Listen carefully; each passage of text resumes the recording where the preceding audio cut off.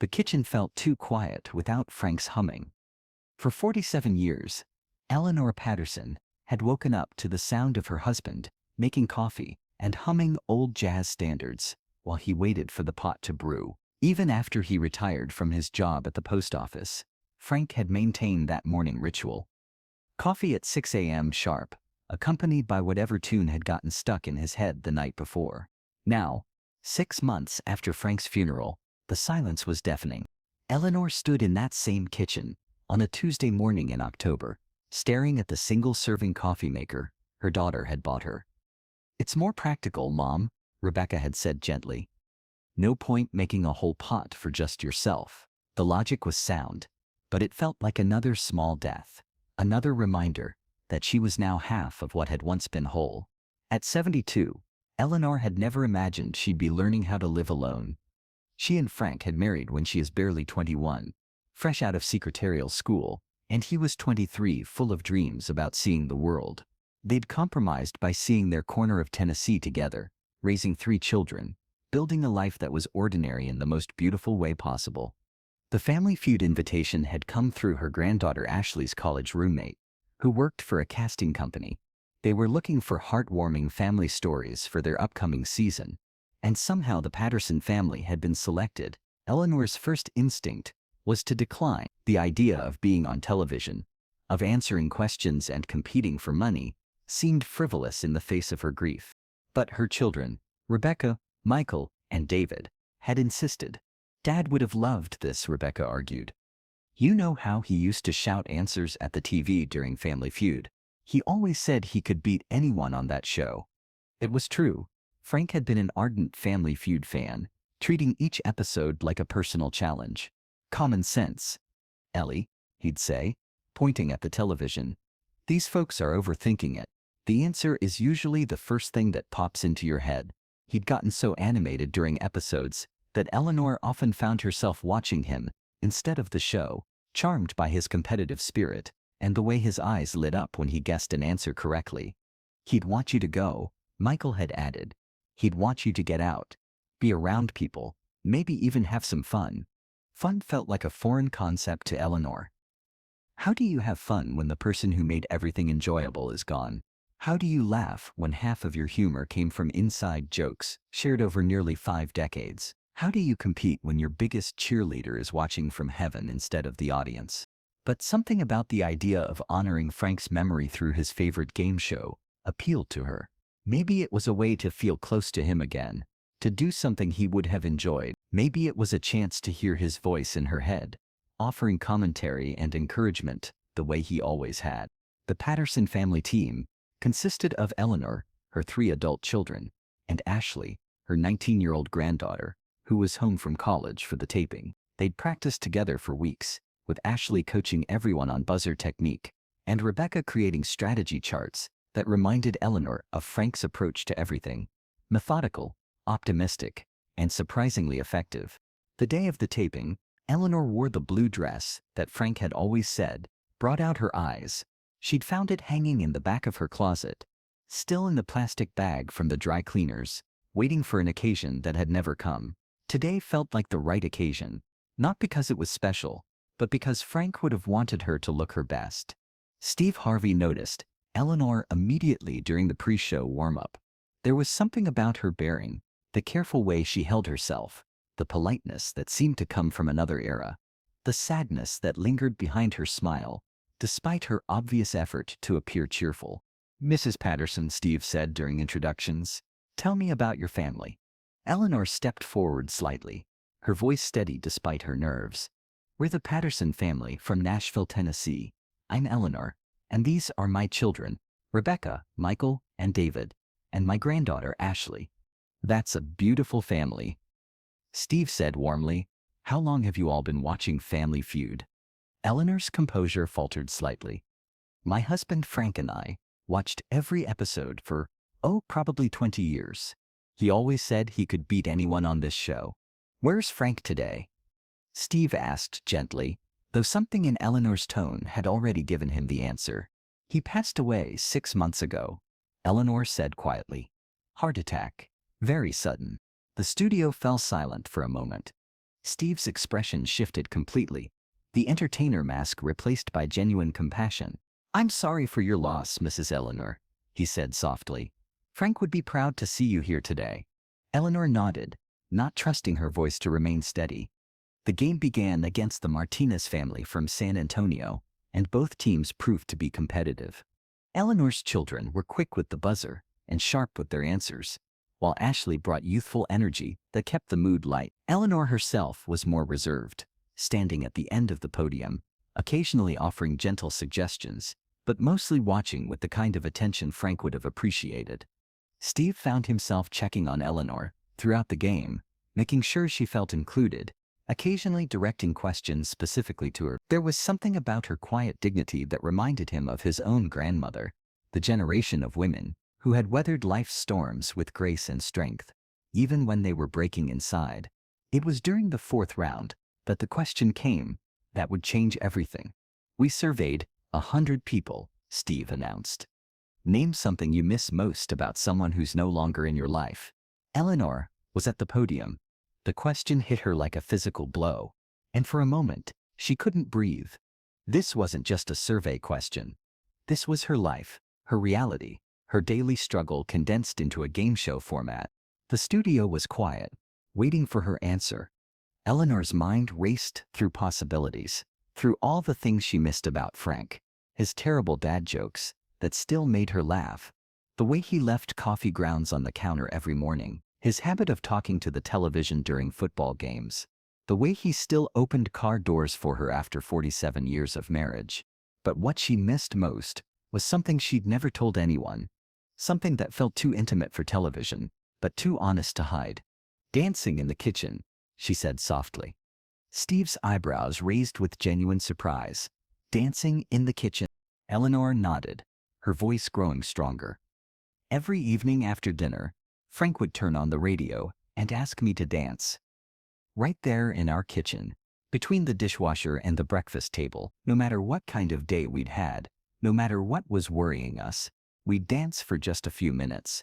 Sometimes to jazz, sometimes to country, sometimes to whatever was playing." He said it was the best part of his day. The studio had gone completely quiet. Even the production crew had stopped moving, caught up in the intimacy of Eleanor's confession. 47 years, Eleanor continued, tears beginning to flow, "and we never missed our kitchen dance. Even when he was sick, even when his arthritis made it hard for him to move, he'd still put his arms around me, and we'd sway to the music." Steve Harvey, who had hosted thousands of shows and thought he'd heard every kind of heartbreak, found himself completely moved. He looked at Eleanor, this dignified woman who had just shared her most precious memory on national television, and made a decision that defied every rule of game show hosting. He set down his cards and walked away from his podium. "Mrs. Eleanor," he said, approaching her with gentle determination, "would you do me the honor of dancing with me?" Eleanor's eyes widened in surprise. "Here, now? Right here, right now," Steve said, extending his hand. "Because I think Frank would want you to keep dancing." Eleanor looked at Steve's outstretched hand, then at her family, who were watching with tears in their eyes and encouraging smiles. Ashley nodded enthusiastically. Rebecca wiped her eyes and mouthed, "Go ahead, Mom." Eleanor took Steve's hand. Steve signaled to the production booth, and moments later, soft jazz music began playing through the studio speakers. It was "The Way You Look Tonight," the same song that had played at Eleanor and Frank's wedding 47 years ago. As Steve gently guided Eleanor into a slow dance right there on the Family Feud stage, something magical happened. The studio audience rose to their feet, not in applause, but in reverence. The cameras kept rolling. But this was no longer television. This was something sacred. Eleanor closed her eyes as they swayed to the music, and for a moment, she could almost feel Frank's arms around her instead of Steve's. She could almost hear his voice humming along to the melody, could almost smell his aftershave, could almost believe that this was just another evening in their kitchen. "He's here," she whispered, so softly that only Steve could hear. "I can feel him here." Steve's own eyes filled with tears. "I believe he is, Mrs. Eleanor. I believe he's watching you dance, and he's proud." The song played for what felt like hours, but was probably only 3 minutes. When it ended, Steve and Eleanor remained in their gentle embrace for a moment longer, both of them understanding that something profound had just occurred. "Thank you," Eleanor whispered. "Thank you," Steve replied, "for reminding all of us what love looks like." The applause that followed was unlike anything the Family Feud studio had ever heard. It wasn't the typical game show cheering. It was recognition of something beautiful, something that transcended entertainment and touched the realm of the sacred. Steve helped Eleanor back to her family, where she was immediately enveloped in hugs from her children and granddaughter, but he wasn't finished. "Ladies and gentlemen," Steve said, his voice thick with emotion, "what we just witnessed wasn't just a dance. It was a reminder that love doesn't end when someone dies. It changes form, but it doesn't end." He turned to Eleanor, who was still glowing from the dance, her sadness replaced by something that looked almost like joy. "Mrs. Eleanor, can I tell you something? Frank didn't leave you. Love like that doesn't leave. It just finds new ways to show up.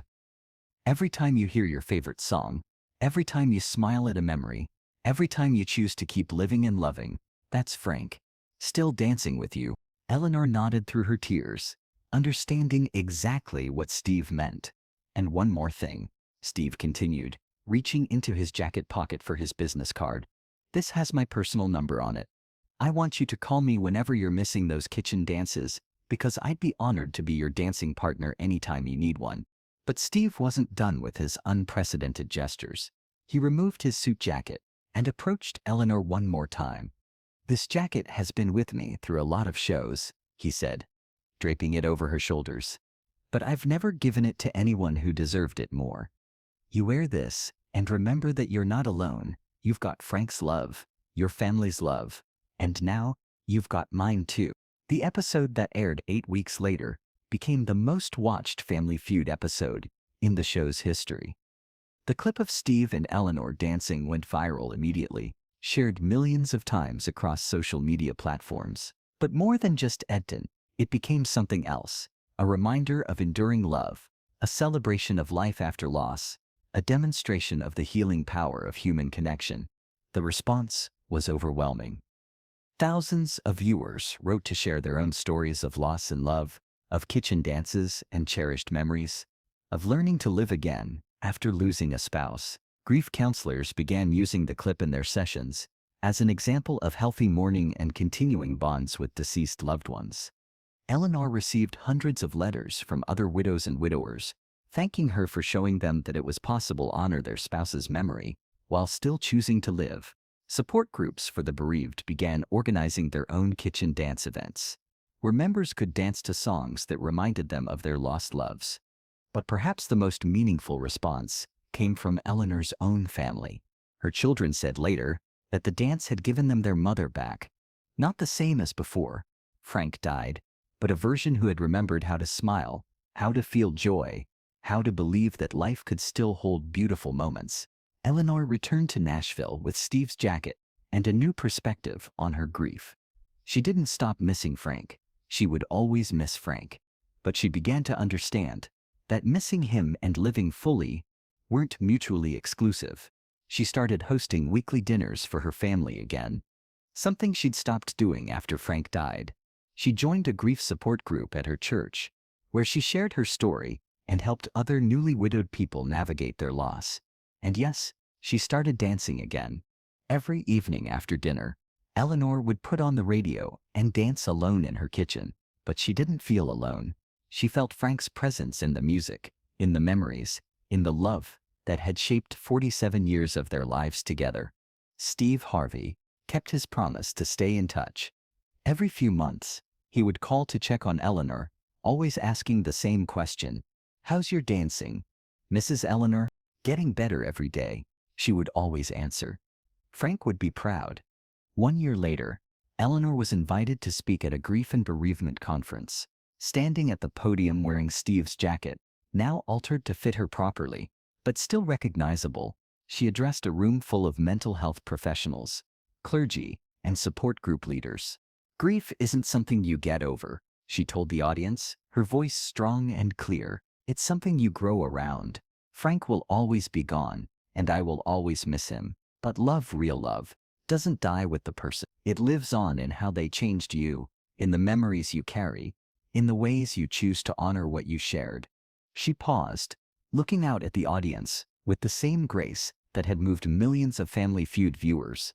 That dance with Steve Harvey didn't bring Frank back, she continued, but it reminded me that I could still feel Frank's love, even in his absence. It reminded me that I could still choose joy, still choose connection, still choose to dance. The standing ovation that followed was thunderous, but Eleanor didn't hear it as applause for herself. She heard it as applause for Frank, for their love story, for the idea that some things are too beautiful to be diminished by death. Today, Eleanor Patterson is 73 years old and thriving. She still lives in the house she shared with Frank, but it no longer feels empty. She's surrounded by family, friends, and a community of people who have been touched by her story. The kitchen where she and Frank danced for 47 years now hosts a weekly gathering of other widows and widowers. They call themselves Eleanor's Dancers, and every Thursday evening, they put on music and dance, sometimes with partners, sometimes alone, always with the understanding that love persists even when the beloved is gone. Steve's jacket hangs in Eleanor's closet, but she wears it to every major family celebration: birthdays, graduations, holidays. It's become a symbol not just of her appearance on Family Feud, but of her journey through grief and back to joy. And every evening, without fail, Eleanor still dances in her kitchen. She puts on Frank's favorite jazz station, closes her eyes, and moves to the music, the way he taught her all those years ago. Sometimes she laughs, remembering his terrible jokes. Sometimes she cries, missing his presence. But she always dances, because she's learned that love doesn't require the beloved to be present. It only requires the lover to remember. The radio in Eleanor's kitchen still plays The Way You Look Tonight, at least once a week, and when it does, she always pauses whatever she's doing to listen. In those moments, she can feel Frank as clearly as if he were standing beside her, can hear him humming along, can sense his approval of the life she's continued to build in his memory. Because love, as Steve Harvey told her that day, doesn't end when someone dies. It just changes address, from the heart you shared to the heart you carry forward, dancing through grief and into grace, one song at a time.